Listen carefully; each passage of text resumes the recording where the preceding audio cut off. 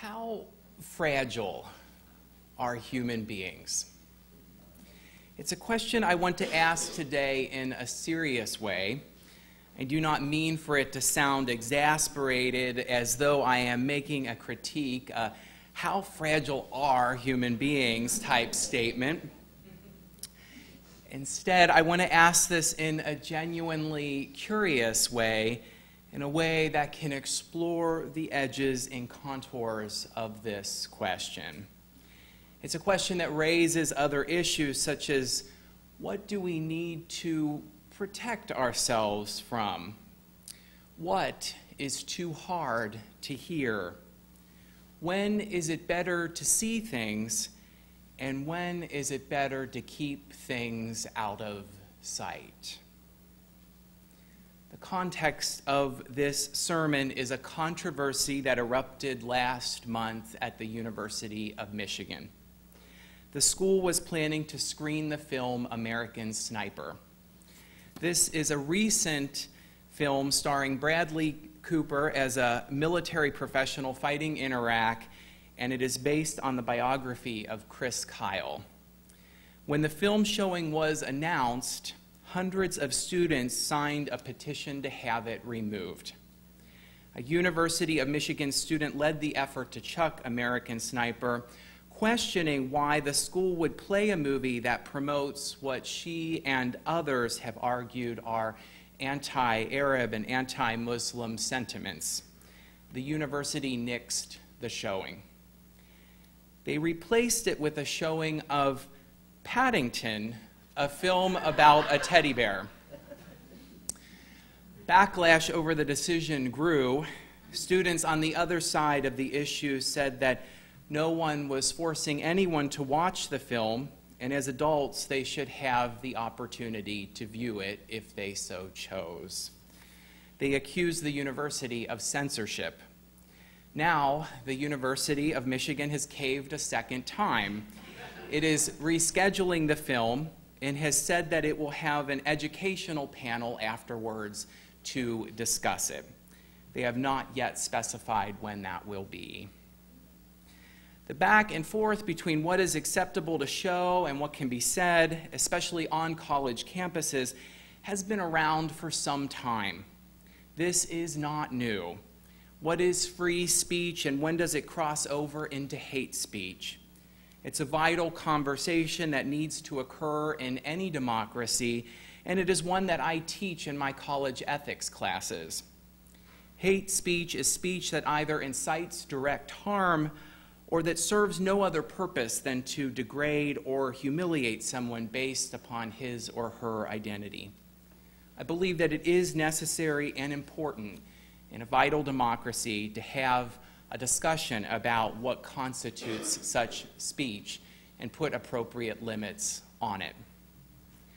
But with the showing of American Sniper, as well as other events that are occurring nationwide, there is a new twist on this conversation. The twist is what is called the trigger warning. At its most straightforward, the trigger warning is an effort to warn listeners that psychologically provocative content is forthcoming. It gives people the option to leave if the topic is troubling to them. Initially, the trigger warning grew up on blogs and on social media. It was posted on certain graphic forums about sexual assault and suicide, suggesting that readers who share the experience of those issues can opt out of reading particularly graphic descriptions. Since that time, trigger warnings have spread far beyond the world of blogs. They have started to appear on websites, over news articles, and now even colleges are posting warnings about content in classes. Oberlin College passed a policy that professors give warnings about material and make troubling readings optional for students. It cites Chinua Achebe's Things Fall Apart, a novel I read in high school, and offers it as an example of something that may be triggering for anyone who has experienced colonialism, violence, racism, or more. The college suggests that professors should warn students about such materials before it is explored in class and make such materials optional for consumption and reading. So what is the theory behind trigger warnings? From the research that I have done, they are loosely based upon psychological theories of post-traumatic stress disorder. A person with PTSD can be triggered by sights and sounds and even smells that remind him or her of the traumatizing experience. Depictions of this in film and television abound, such as when a car backfiring causes a Vietnam veteran to begin reliving the experience of being under fire in the jungle. The complicated thing here, and this is something that almost all psychologists will say about traumatic triggering, is that triggering events are wildly unpredictable and variant. There is no obvious or objective correlation between certain images, texts, or words and the traumatic recall that they induce. One person may be triggered by the sound of a car backfiring, while another person who went through the same experience is completely unaffected. Similarly, depictions in films such as American Sniper and novels such as Things Fall Apart may trigger someone for completely unforeseen reasons. A relatively privileged person might recall an instance of being bullied after watching a film, while a person who lived through war may be emotionally unscathed by the portrayals.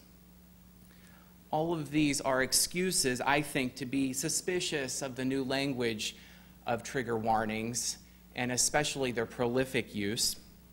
I believe that their applicability beyond the extremely limited forums of blogs has not been thought through. They also are only crudely aligned with theories of trauma. There's not enough research to support their applicability. But I think that there's something bigger at stake here. To me, it is the question of what institutions like the university and the church are meant to do. I don't think that those institutions are ones that should always make people feel good. In fact, the experiences that have been most meaningful to me are the ones that have made me the most profoundly uncomfortable. It's that discomfort, I think, that has helped me to grow.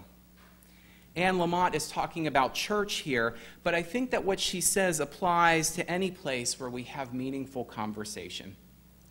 She said that instead of church bulletins, people should be given life rafts at the sanctuary door on Sunday morning.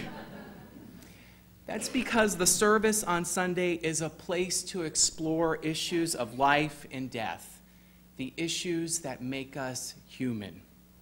These can be jarring and vulnerable and uncomfortable, but they can also be the place where we most need to grow.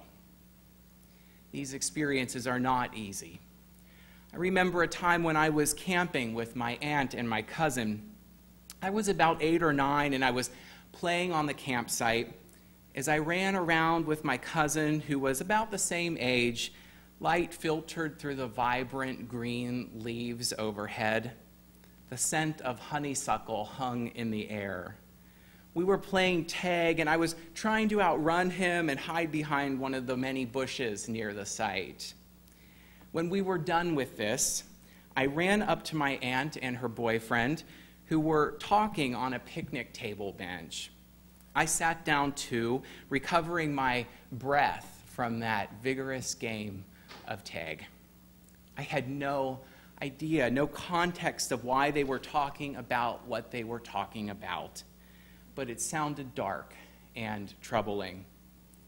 I believe that my aunt, looking back on this experience, had just watched a television documentary on World War II, and she was talking about some of the details of it.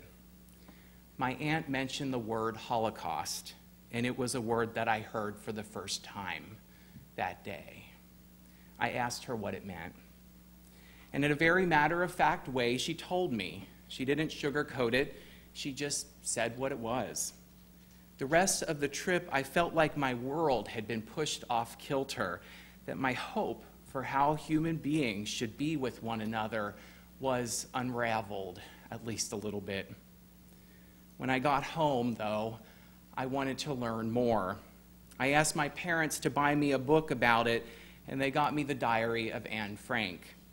I found it difficult to get through, and I remember crying when the account abruptly ended, knowing that it meant that Anne had been taken by the Nazis.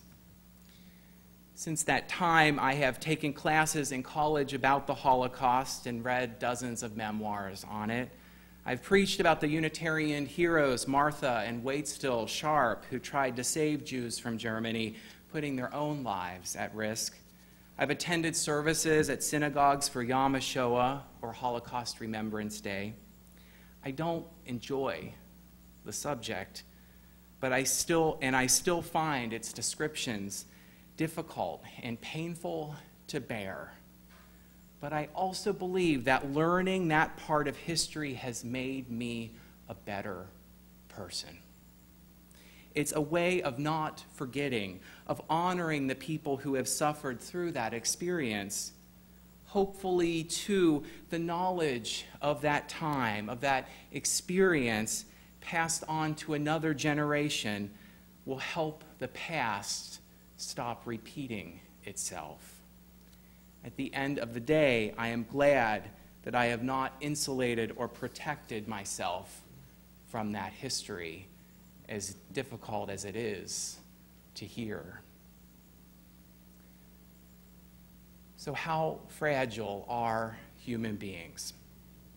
I don't think that there is a neat answer to this question. PTSD, of course, does exist, and some people have a clear sense of what triggers them.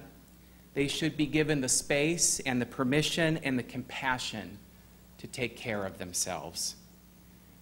At the same time, I worry about a democracy whose citizens increasingly insulate themselves from difficult subject matter. I wonder what will become of educational models that try to steer away from painful materials. At my most cynical, I wonder if we will all just end up watching Paddington and being satisfied with that. In the book of Ezekiel, the prophet has a vision where he is placed in a field of dry bones. Admittedly, it is a very strange vision. Ezekiel is communicating with God, and God asks Ezekiel if he believes that any of the dry bones can come back to life. Ezekiel's response, I think, is totally appropriate. He's like, I don't know. I mean, only God knows, right? Like, he's just like, I don't know. And God's response is that the bones will rise and be given life again. I wonder if it isn't our willingness to go to the difficult places, the places of the dry bones, where we will find the promise of new life. Often, it is in those places that we touch our deepest humanity, and we find that where we need to grow is most present and available. My spiritual companions, I wish for us the courage to encounter those places. Amen. I love you, and blessings on your journey.